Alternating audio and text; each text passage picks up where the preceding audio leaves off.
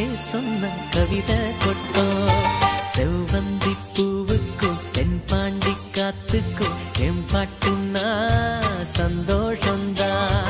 என் மாமம் பொண்ணுக்கு சிங்கார கண்ணுக்கு என் பாட்டுன்னா சந்தோஷந்தான்.